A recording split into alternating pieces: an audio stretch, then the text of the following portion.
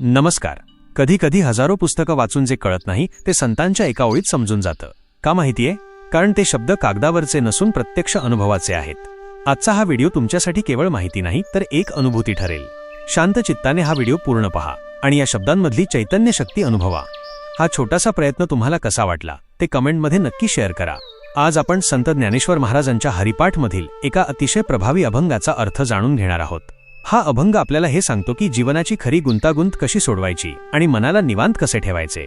जर तुम्हालाही आयुष्यात मानसिक स्थिरता आणि एकाग्रता हवी असेल तर हा व्हिडिओ शेवटपर्यंत नक्की पहा, कारण हा अभंग तुमच्या विचार करण्याच्या पद्धतीत मोठा बदल घडवून आणू शकतो.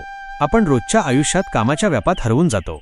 हा अभंग आपल्याला शिकवतो की तुम्ही कोणतेही काम करत असा मनाचा एक कोपरा नेहमी नामस्मरणात ठेवा. यामुळे कामाचा ताण कमी होऊन मन शांत राहते. अनेकदा आपण अशा गोष्टींच्या मागे धावतो ज्यांचा आपल्या प्रगतीशी काहीही संबंध नसतो. नामस्मरण आपल्याला योग्य दिशा देते, ज्यामुळे आपली ऊर्जा योग्य ठिकाणी वापरली जाते आणि व्यर्थ कष्ट वाचतात. यम म्हणजेच मृत्यूची भीती माणसाला नेहमी असते, पण ज्याचे मन हरिनामात रमले आहे त्याला कशाचीही भीती उरत नाही. एक प्रकारचा आत्मविश्वास आणि निर्भयता आपल्या स्वभावात येते. जसा भुंगा एका फुलावर स्थिर होतो तसे नामस्मरणामुळे आपली एकाग्रता वाढते. विद्यार्थी असो, नोकरी करणारा असो किंवा व्यावसायिक, मनाची एकाग्रता वाढल्यास कोणत्याही क्षेत्रात यश मिळवणे सोपे होते. मित्रांनो, नामस्मरण म्हणजे केवळ डोळे मिटून बसणे नाही, तर ईश्वराच्या अस्तित्वावर विश्वास ठेवून आपले कर्तव्य आनंदाने करणे होय. आजपासूनच आपल्या दैनंदिन जीवनात थोडा वेळ शांत बसून नामस्मरण करायला सुरुवात करा. बघा, तुमच्या विचारांमध्ये आणि जगण्याच्या पद्धतीत किती सकारात्मक बदल होत होते. हा अभंग केवळ शब्द नसून मानवी जीवनाचे सार आहे.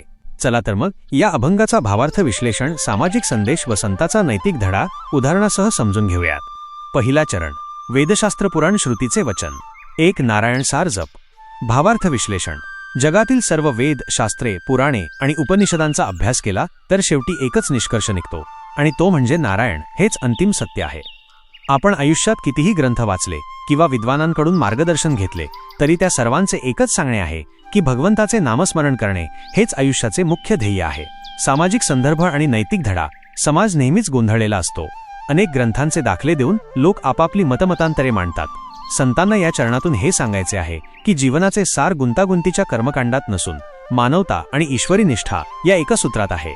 समाजाला त्यांनी अतिविचार सोडून शुद्ध विचारावर लक्ष केंद्रित करण्याचा धडा दिला आहे. वास्तविक उदाहरणे. आज आपण शिक्षण घेतो, पण नीतिमत्ता हा विषय मागे पडला आहे. उच्च शिक्षित असूनही जेव्हा एखादा अधिकारी भ्रष्टाचाराच्या जाळ्यात अडकतो तेव्हा तो वेदांचा अभ्यास करूनही नारायणाचे सार, मानवता विसरलेला असतो. अनेक वेळा समाजात धार्मिक कट्टरतेवरून वाद होतात. इथेही वेदपुराणांच्या नावाखाली द्वेष पसरवला जातो. संत हेच सांगतात की कशाचाही अतिरेक करण्यापेक्षा सर्वभूती ईश्वराचे अस्तित्व मानणे हाच खरा धर्म आहे. ज्याप्रमाणे समुद्राचे पाणी कितीही अफाट असले तरी त्यात मिठाचा खारीपणा जसा एकच असतो, तसाच सर्व शास्त्रांचा गोडवा हा श्रीहरीच्या नामस्मरणात आहे. आजच्या काळात आपण ज्ञानाच्या मागे धावतो, गुंतागुंतीची तत्वे शोधतो, पण संत आपल्याला सांगतात की सर्व ज्ञानाचे मूळ आणि फळ हे नाम आहे. दुसरा चरण, जप तप कर्म हरिविण धर्म. वा उगाची श्रम व्यर्थ जाय. भावार्थ विश्लेषण. या जगात आपण अनेक प्रकारची कर्मे करतो, अनेक प्रकारचे जप तप करतो.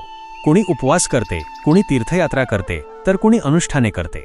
पण जर या सर्व कर्मांमध्ये ईश्वराचे स्मरण नसेल तर ते सर्व श्रम वाया जातात. संत येथे हे स्पष्ट करतात की देवाला कर्मकांडांपेक्षा भक्ती महत्त्वाची वाटते.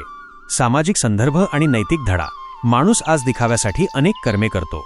दानशूरपणाचे फोटो काढून प्रसिद्धी मिळवणे किंवा धार्मिक कार्याचा देखावा करणे हे संतांच्या मते वावगाची श्रम, निरर्थक श्रम आहे. समाजाला त्यांनी सात्विकतेचा धडा दिला आहे. काम करताना जर त्यात प्रामाणिकपणा आणि निस्वार्थी भाव नसेल तर ते केवळ कष्ट ठरतात. वास्तविक उदाहरणे. एखादा उद्योगपती करोडो रुपयांची देणगी देतो, पण त्याच्या कारखान्यातील कामगारांना किमान वेतनही देत नाही. अशा वेळी त्याची ही दान करण्याची कर्मे संतांच्या दृष्टीने निरर्थक आहेत, कारण त्यात हरी म्हणजेच कष्टकऱ्यांमधील ईश्वर नाही. समाजसेवेच्या नावाखाली सोशल मीडियावर फॉलोअर्स वाढवण्यासाठी केली जाणारी कामे. जर काम निस्वार्थ नसेल तर ते केवळ स्वतःच्या इगोला पोषण्यासाठी केलेले श्रम आहेत असे संत येथे सुचवतात. जर तुम्ही एखाद्याला पत्र लिहिले पण त्यावर पत्ताच लिहिला नाही तर ते पत्र पोहोचणार नाही. तसेच तुमच्या प्रत्येक कर्माचा पत्ता हरी असावा. जर तुम्ही काम करताना, नोकरी करताना किंवा व्यवसाय करताना भगवंताचे नामस्मरण करत असाल तर तुमचे ते कामच एक तप बनून जाते. अन्यथा केवळ बाह्य डामडौलात केलेली पूजा ही केवळ श्रमांची उधळण आहे. तिसरा चरण, हरिपाठीन गेले ते निवांतची ठेले. भ्रमर गुंतले सुमन कळिके. भावार्थ विश्लेषण: जे भक्त पूर्णपणे हरिनामाच्या मार्गाला लागले ते आयुष्यातील सर्व दुःखांपासून आणि चिंतांपासून मुक्त झाले. त्यांना एक निवांतपणा प्राप्त झाला.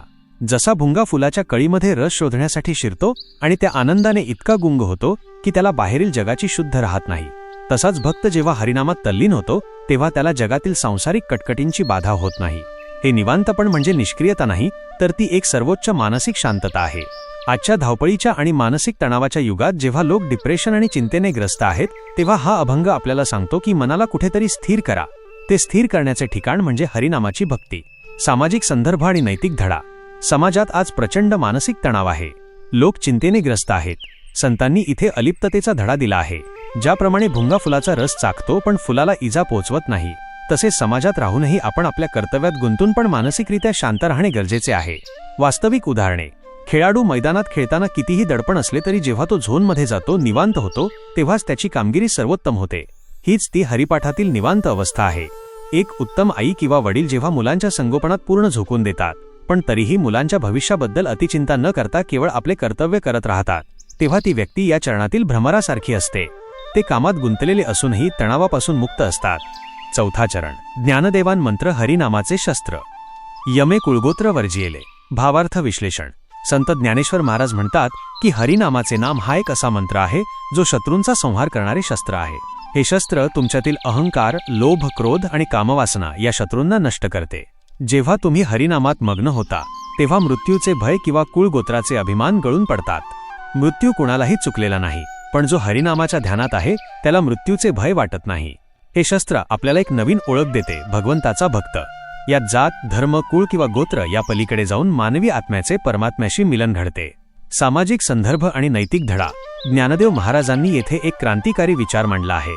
समाजात आपण कुळ, गोत्र, जात यावरून माणसाची वर्गवारी करतो. संत सांगतात की माणुसकीचे हरिनामाचे शस्त्र जर हाती घेतले तर ही कृत्रिम बंधने गळून पडतात. हा एक समतेचा आणि बंधुभावाचा मोठा नैतिक धडा आहे. वास्तविक उदाहरणे: स्वातंत्र्य लढ्यामध्ये जेव्हा सर्व जाती धर्माचे लोक एकत्र आले तेव्हा त्यांनी स्वतंत्र भारत हे एकमेव हरिनामाचे शस्त्र मानले होते. त्यावेळी कोणाचे कुळ किंवा गोत्र आडवे आले नाही, तर सर्वांची ओळख केवळ भारतीय अशीच होती. आपत्तीच्या वेळी, उदाहरणार्थ पूर किंवा भूकंप, जेव्हा लोक एकमेकांना वाचवण्यासाठी धावतात तेव्हा तिथे जातपात नसते, तिथे फक्त माणूस असतो. जेव्हा आपण संकुचित ओळख विसरून संकटात पडलेल्या दुसऱ्या माणसाला मदत करतो तेव्हा आपण खऱ्या अर्थाने या चरणातील मंत्राचा वापर करत असतो. हा संपूर्ण अभंग उदाहरणातून समजून घेऊ. समजा एक व्यक्ती सतत कामाच्या तणावात वर्क स्ट्रेस आहे. ती ध्यान करायला बसते पण विचार थांबत नाहीत. जेव्हा ती व्यक्ती नामस्मरण एक औषध म्हणून वापरायला लागते तेव्हा तिला जाणवते की परिस्थिती बदलली नसली तरी तिला सामोरे जाण्याची तिची आंतरिक शक्ती, रेझिलियन्स वाढली आहे. ही शांती म्हणजे केवळ शब्द नसून तो प्रत्यक्ष अनुभव आहे.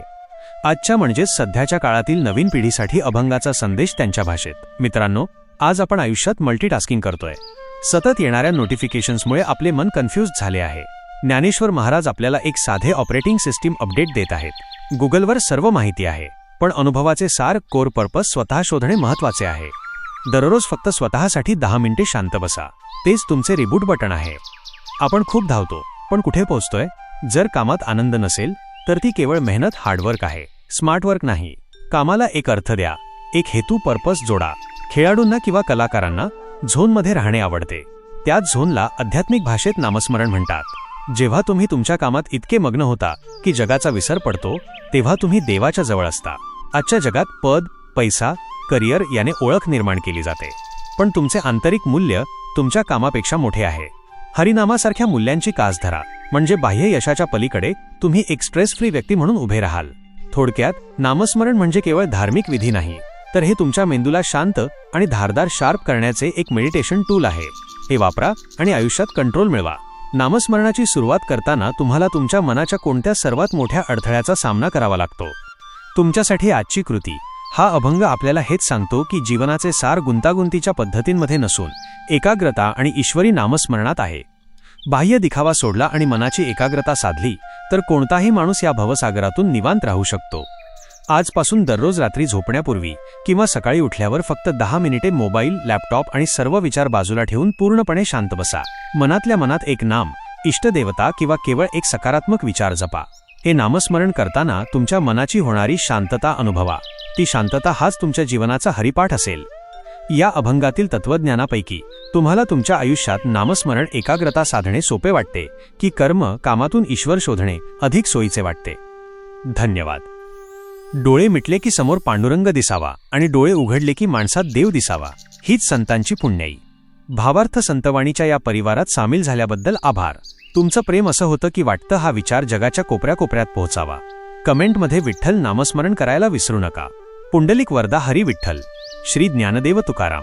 पंढरीनाथ महाराज की जय.